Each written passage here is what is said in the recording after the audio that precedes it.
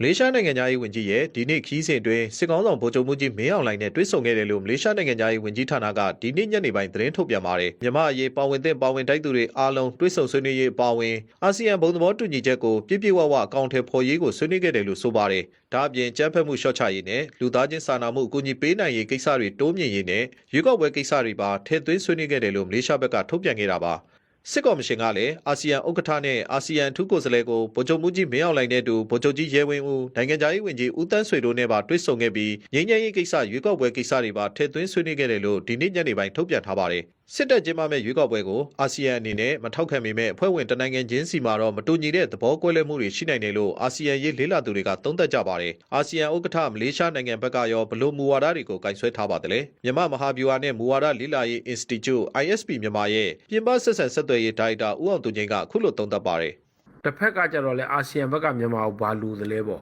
အလုံးမဖြစ်တဲ့ဒီ5 point consensus ဒီတူညီဆန္ဒ၅ချက်အစားပေါ့နော်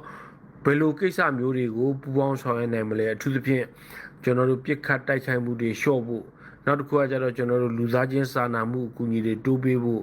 စသဖြင့်ဒီလိုကိစ္စမျိုးပေါ့ဗျာအဲ့တော့ဒါတွေဖြစ်လာမယ်ဆိုလို့ရှိရင်အာဆီယံဘက်ကလည်းဝန်သာနိုင်တဲ့အနေအထားပါလက်ရှိအာဆီယံဥက္ကဋ္ဌဟာမြန်မာအရေးဖြစ်ရှင်းနိုင်မှုစိတ်အားထက်သန်ခဲ့တာကြောင့်တော်လှန်ရေးအင်အားစုတွေနဲ့ရောစစ်တပ်နဲ့ပါထိတွေ့ဆက်ဆံမှုရှိခဲ့ပါတယ်။ဒါကြောင့်ဒီနေ့ခီးစဉ်ကဘာတွေမျှော်လင့်နိုင်မလဲ။တက်ကြွလှုပ်ရှားသူတူဖြစ်တဲ့မတ်တင်စာရှွန်းလိတ်ကအခုလိုပြောပါတယ်။တော်လှန်ရေးအင်အားစုတော်တော်များများရဲ့အတန်အနေနဲ့လူလားချက်တွေစိုးရင်ချက်တွေတောင်းဆိုချက်တွေကိုလည်းစဉ်ဆက်မပြတ်နားထောင်ထားတဲ့နိုင်ငံဖြစ်တဲ့အခါကျတော့အခုသူ့ရဲ့နေပြီးတော့သွားတဲ့ခီးစဉ်ဟာ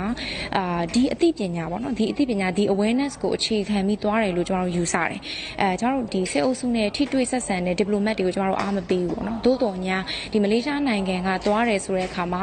တိုင်းရင်းသားတော်လှန်ရေးခေါင်းဆောင်တွေရဲ့ဆွေးနွေးချက်တွေအကြံပြုချက်တွေကိုတည်ဆောင်သွားတယ်လို့တော့ကျွန်တော်မျှော်လင့်နေပေါ့နော်အာနာသိမ့်မိတဲ့ကအာဆီယံထိပ်သီးအစည်းအဝေးတွေမှာမြန်မာနိုင်ငံသားရေးဝန်ကြီးအဆင့်ကိုတက်ရောက်ခွင့်ပိတ်ထားတာကြောင့်လက်ရှိအာဆီယံနဲ့မြန်မာကြားမှာယုံကြည်မှုကျဆင်းနေတယ်လို့အာဆီယံရေးလေးလာသူတို့ကပြောပါတယ်။ရွေးကောက်ပွဲလွန်ကာလဖိလစ်ပိုင်အာဆီယံဥက္ကဋ္ဌဖြစ်လာချိန်မှာတော့ပုံမှန်ပြန်ဖြစ်သွားနိုင်တယ်လို့လည်းဆိုပါတယ်။မလေးရှားနိုင်ငံအခြေစိုက်အာဆီယံသတင်းတောက်တူကတော့အခုတည့်ရက်ခီးစဉ်ကနေများကြီးမျှော်လင့်လို့မရပဲရွေးကောက်ပွဲပြီးမှပဲမြန်မာအပေါ်အာဆီယံဘလို့သဘောထားမလဲဆိုတာရေးကြည့်တယ်လို့ BBC ကိုပြောပါတယ်။လာမယ့်အာဆီယံလှည့်ကျဥက္ကဋ္ဌဖိလစ်ပိုင်နိုင်ငံအနေနဲ့လည်းမြန်မာရေးတဲ့တောင်တရုတ်ပင်လယ်ရေးကိုသာပိုအာရုံစိုက်နိုင်တယ်လို့လည်းဆိုပါတယ်ခင်ဗျာ